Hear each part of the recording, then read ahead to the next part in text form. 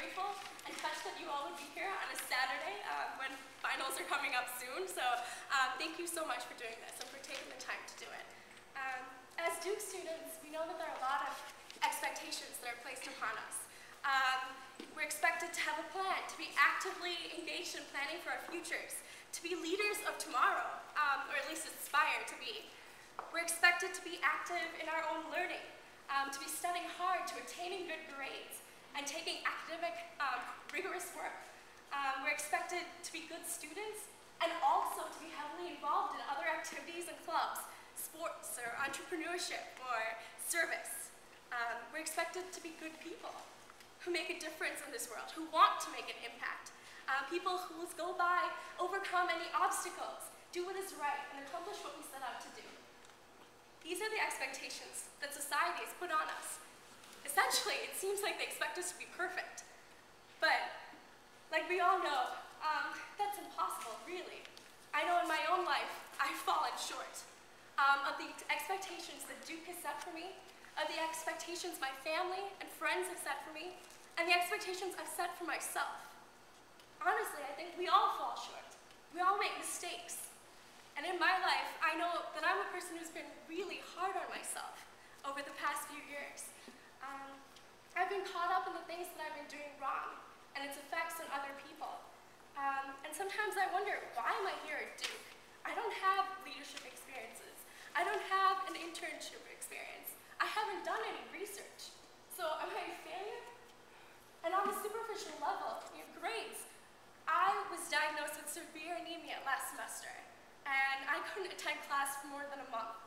And at the end of it, it showed in my grades. My transcript, my grade point average wasn't that great, but it didn't show the struggles that I faced. It just showed my failures. And so I feel like many times we get caught up in our own failures, and we keep trying to wonder, what is our purpose? Why are we here? What are we doing? And in looking at that and in focusing that, I know in my own life, I stopped seeing the good things that I had. I stopped seeing my talents. I stopped seeing my abilities. I stopped seeing the good things all around me. And it shouldn't be like that. We should all have a bigger picture to look at.